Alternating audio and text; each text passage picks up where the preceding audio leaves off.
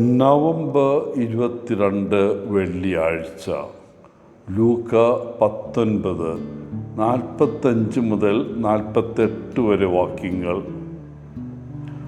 Franklin Roosevelt അമേരിക്കയിലെ പ്രസിഡൻ്റായിരുന്നപ്പോൾ വലിയ പള്ളികളുമായി ചില ബന്ധങ്ങളുണ്ടായിരുന്നെങ്കിലും അദ്ദേഹം ചെറിയ സെൻറ്റ് ജോൺസ് പള്ളിയിൽ ആരാധനയിൽ പങ്കെടുക്കാനാണ് ഇഷ്ടപ്പെട്ടത്. പ്രസിഡന്റിനെ കാണാൻ അവസരം ലഭിക്കുമെന്ന് കരുതി പല വിനോദസഞ്ചാരികളും അദ്ദേഹം ഒരു പ്രത്യേക പള്ളിയിൽ പോകുമെന്ന് കരുതി അവിടെ ചെല്ലുമായിരുന്നു. ഇത് റൂസ്വെൽറ്റിനെ വിഷമിപ്പിച്ചു. ഒരിക്കൽ സെൻറ്റ് ജോൺസ് പള്ളിയിലെ പാസ്റ്ററിന് ഒരു ഫോൺ കോൾ ലഭിച്ചു. ഈ ഞായറാഴ്ച ആരാധനയിൽ പങ്കെടുക്കാൻ പ്രസിഡന്റ് വരുമോ? വിളിച്ചയാളോട് പാസ്റ്റർ മറുപടി പറഞ്ഞു, എനിക്കറിയില്ല, പക്ഷേ യേശു ഇവിടെ ഉണ്ടാകുമെന്ന് എനിക്ക് ഉറപ്പ് നൽകാൻ കഴിയും. അത് മതിയാകില്ലേ? യേശു നമ്മുടെ ദേവാലയത്തിൽ വരുമെന്ന് നമ്മൾ പ്രതീക്ഷിക്കുന്നു, അല്ലേ? അവൻ നമ്മുടെ ഇടയിൽ വേണം. എല്ലാ ഞായറാഴ്ചയും നമ്മുടെ ഇടയിൽ നാം അവൻ വരാൻ അവനെ ക്ഷണിക്കുന്നു. അവൻ പ്രത്യക്ഷപ്പെടുമ്പോൾ എന്തായിരിക്കും നമ്മുടെ ദേവാലയത്തിൽ കണ്ടെത്തുക എന്നത് ഒരു രസകരമായ ചിന്തയാണ്, ഒരുപക്ഷെ ഭയാനകവും.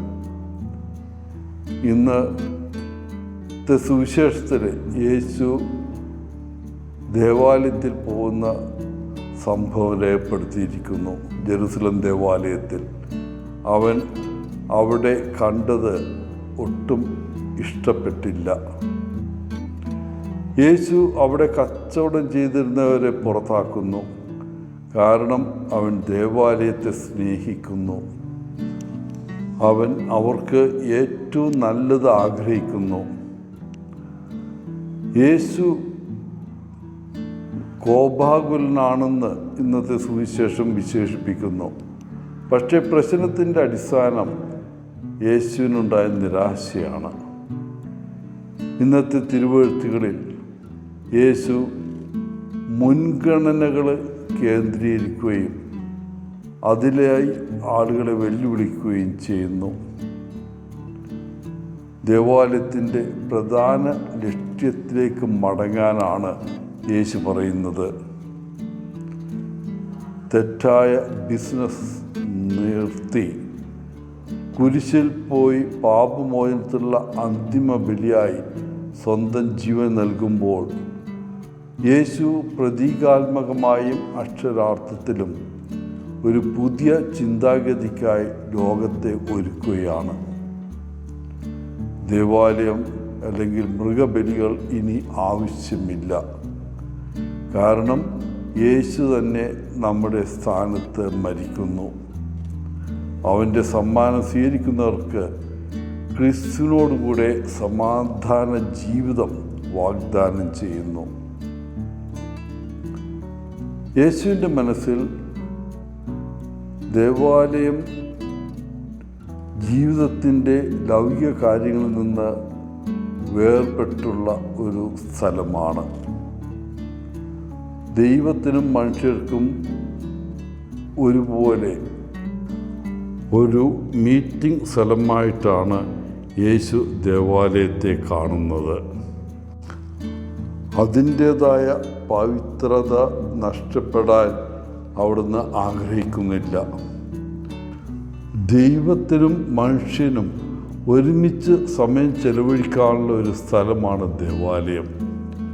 ദൈനംദിന കാര്യങ്ങളുടെ തിരക്കിൽ നിന്ന് ഒരു ആശ്വാസം ലഭിക്കുന്ന ഇടം, പുതുക്കാനും പുനരുജ്ജീവിപ്പിക്കാനുമുള്ള ഒരിടം. ഇനി നമ്മുടെ വീടുകളുടെ കാര്യമെടുക്കാം. അവ പ്രാർത്ഥനാലയങ്ങളാണോ? നമ്മുടെ വീടുകൾ ദൈവത്തെ സംഭാഷണത്തിൽ ഉൾപ്പെടുത്താൻ കഴിയുന്ന സ്ഥലമാണോ എന്ന് നമുക്ക് സ്വയം ചോദിക്കാം.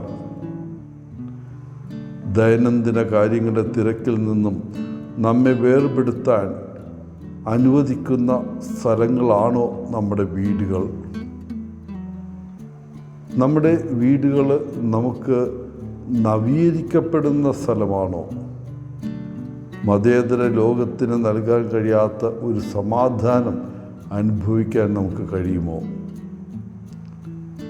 പ്രിയപ്പെട്ടവരെ, നമ്മുടെ വീടിനെ പ്രാർത്ഥനാലയമാക്കുന്ന തരത്തിൽ ദൈവം നമ്മുടെ ഇടയിൽ വസിക്കുന്ന ഒരു സങ്കേതമാക്കി തീർക്കാൻ നമുക്ക് ശ്രമിക്കാം. എല്ലാവർക്കും നല്ലൊരു ദിനം ആശംസിച്ചുകൊണ്ട് ഒത്തിരി സ്നേഹത്തോടെ പോളച്ചൻ CSSR ഫ്രം കേരള.